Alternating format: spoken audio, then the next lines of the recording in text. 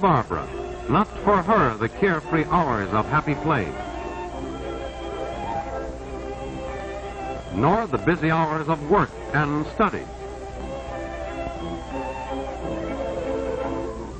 What has happened to her that she lies there so hot and feverish, so weak and dizzy, so miserable with suffering and pain?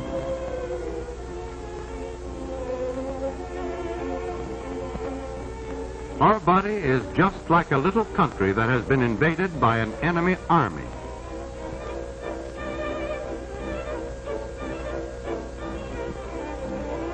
But the enemy in this case is not big soldiers. This invading army is so tiny that it can be seen only through a microscope. Its soldiers are the germs of communicable disease. Some of these disease-causing organisms are so small that they cannot be seen even with the most powerful microscope. They are detected only because they can pass through the tiny holes of this filter.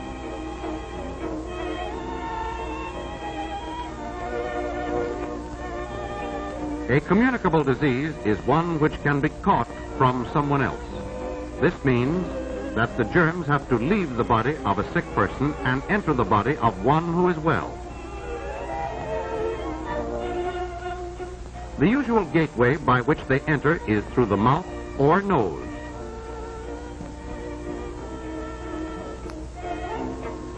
How do germs make the trip from sick to well and thereby spread disease? They may travel by one of several ways. Coughs and sneezes, which are not protected, send germs in a direct spray.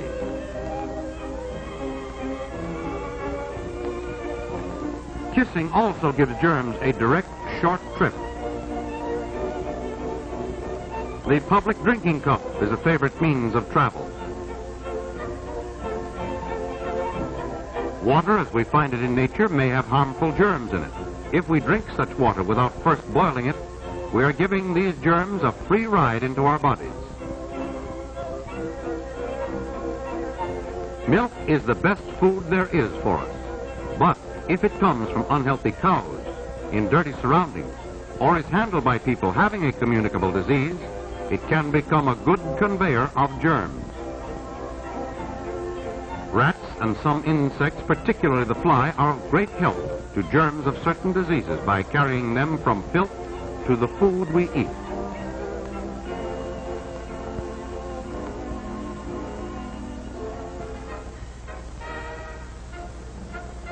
Thus you see that germs have several ways of traveling from the sick to the well.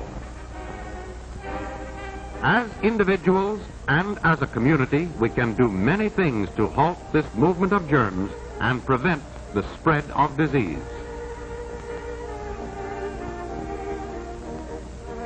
A healthful community must have a safe water supply. Here we see sedimentation and chlorination, a part of the process of water purification. In rural areas, a safe water supply requires a properly constructed well located on higher ground and at a considerable distance from the toilet.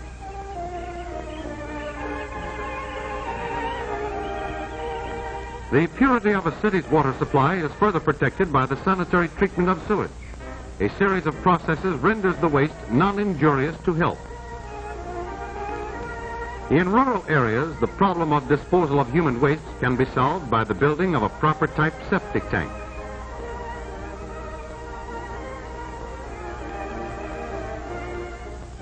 Or, if this is impractical, by building properly constructed sanitary toilets.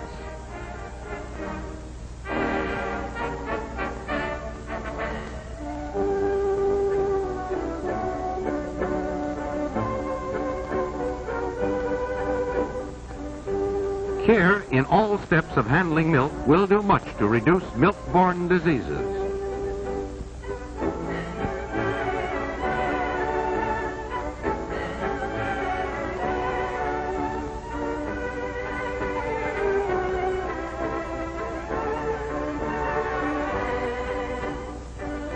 Cleanliness in the dairy, healthy cows, clean and healthy milkers, sterilized buckets, and cans so constructed as to keep out dust and flies all help to bring us safe milk so important in our lives. Pasteurization, which does not take the place of all these other precautions, is the one way to make sure that milk is safe. Anti-fly measures, particularly the disposal of breeding places, will help halt one of the most important ways by which germs travel. Tight-fitting screens are effective not only against flies, but also against mosquitoes.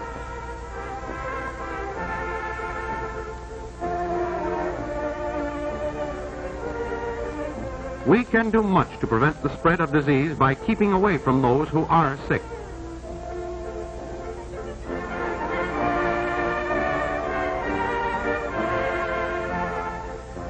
Common sense tells us to stay away from indoor crowds whenever communicable diseases are prevalent.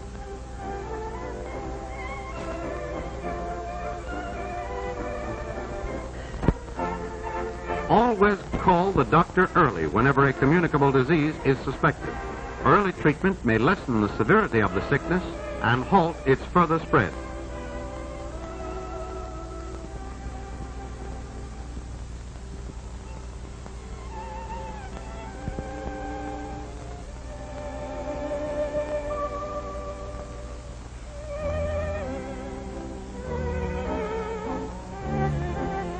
It is the duty of anyone suffering from a contagious disease to remain at home until the doctor feels it is safe for him to go out among other people.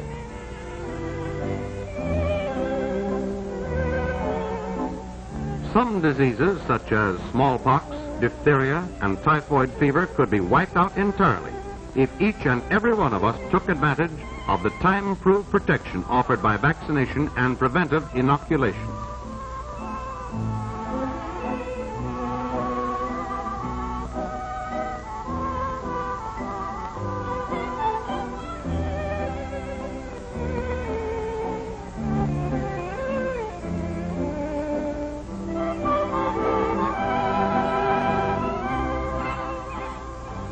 One of our best weapons in preventing the spread of disease is cleanliness, which is particularly important when there is a communicable disease in the house.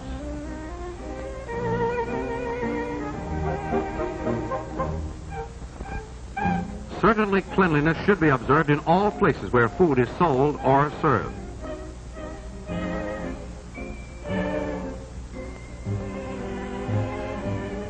All dishes used by the public should be sterilized.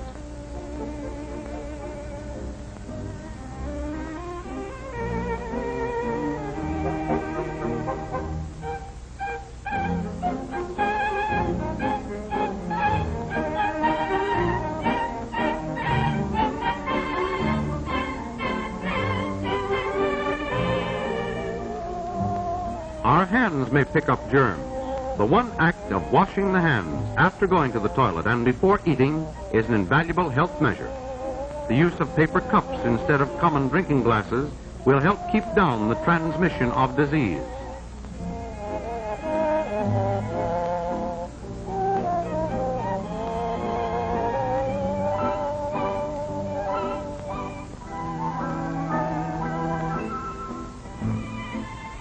We cannot keep all germs from entering our bodies, but wise old nature has placed within us natural forces capable of fighting the invading armies of disease.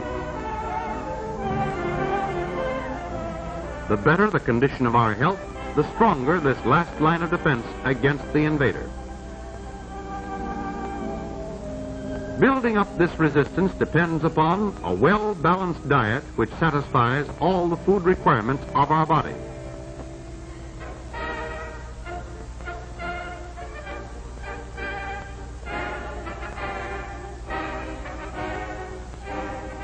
Outdoor exercise in the fresh air and sunshine.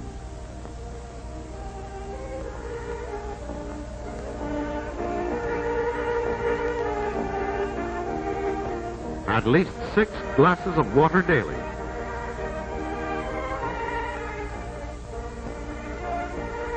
And plenty of rest. At least 8 hours of sleep every night. Every step we take to prevent the spread of disease means increased happiness and greater living efficiency for all of us.